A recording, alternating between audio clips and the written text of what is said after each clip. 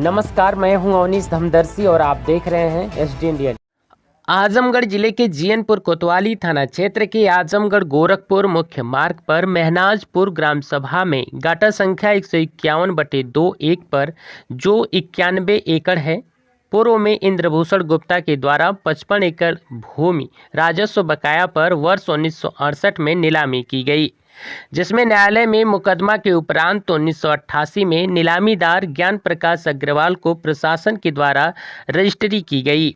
वहीं वर्ष 1987 में इंद्रभूषण गुप्ता के द्वारा 2.5 दर्जन किसानों को 36 एकड़ जमीन बैनामा की गई, जिस पर तब से लेकर अभी तक बैनामादार किसान काबिज रहा।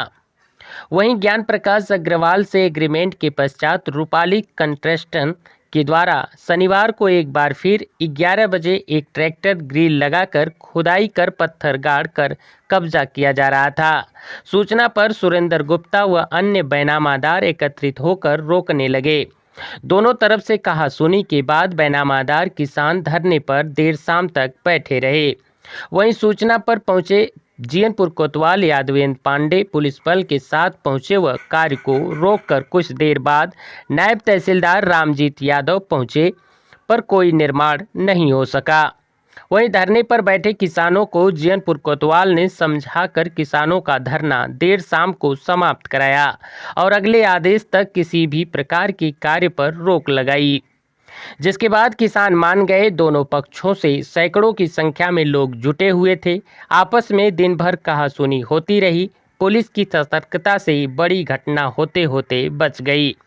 मौके पर पुलिस गश्त में लगी रही, जिसकी चर्चा जीयनपुर कस्बे में देर शाम तक होती रही। वहीं दोनों पक्षों के द्वारा जीयनपुर थाने पर एक दूसरे के विरुद्ध तहरीर डालने की तैयारी होती रही। आप देख रहे हैं एसडी इंडिया न्यूज। जीयनपुर संवाददाता आदर्श श्रीवास्तव की खास रिपोर्ट। आपका ये क्या सोनी कुमार सिंह। क्या मामला है?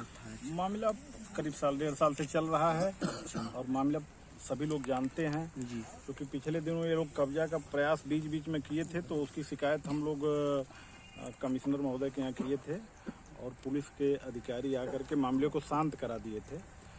और चूँकि कमिश्नर महोदय के यहाँ तारीख थी, तो उस तारीख में फैसले की डेट पड़ी थी। फैसला में थोड़ा विलम्ब हुआ। परसों शायद, अभी हम लोगों को नहीं पता है, लेकिन परसों का उस फाइल में अपील में फैसला हुआ है। उस फैसले की कॉपी इन लोगों के पास थी। उसमें फैसला यह हुआ है कि अपील मंजूर की जाती है और स्थगन के संबंध में 16 मार्च को तारीख नियत की जाती है और इस और न्यायालय से, मतलब एसडीएम न्यायालय से सारी पत्रावली तलब की जाती है। यही आदेश था। इसको ये लोग अपना विजय मान के फिर आ गए कब्जा करने। सर, आज जो कि आज भारी संख्या में लोग आए हुए थे, भारी संख्या में लोग आए थे और वो चूँकि खुला गुंडाई कर रहे हैं और चूँकि ये किसान लोग हैं, गरीब लोग हैं, इनको आप लोग देख रहे हैं, सभी लोग देखते हैं। अब इन लोगों के पास बस यही रास्ता है कि लोग इकट्ठा होते हैं, इकट्ठा होके अपना जो है 112 नंबर पे फोन करते हैं। 112 नंबर और इंस्पेक्टर साहब आते हैं। आने के बाद काम रुक जाता है। फिर आज तो काफी देर तक पंचायत हुई। लेकिन आज जब ये लोग आए तो ये लोग क्या कार्य कर रहे थे? फिर ये लोग वही पिलर लगा रहे थे। 20 पिलर लगाए भी हैं। फिर क्योंकि बैनामेदार दूर दूर के हैं तो आने में टाइम लगा। जब ये लोग आए तो इसमें 2-1 महिलाएं गई हैं, तो उन लोगों को गाली उली दे के वो सब भगा दिए हैं।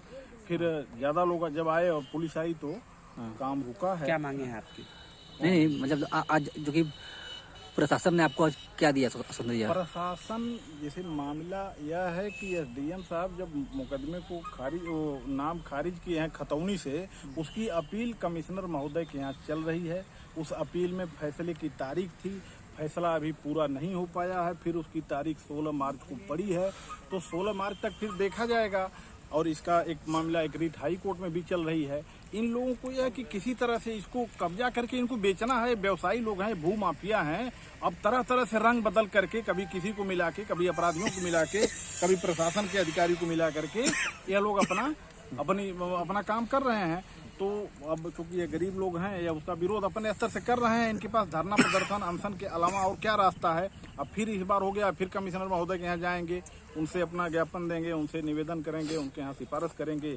जरूरत पड़ेगी तो धरना प्रदर्शन अनशन करेंगे। इसी तरह की खबर पाने के लिए चैनल को सब्सक्राइब करें और बेल आइकन की ऑल बटन दबाएं।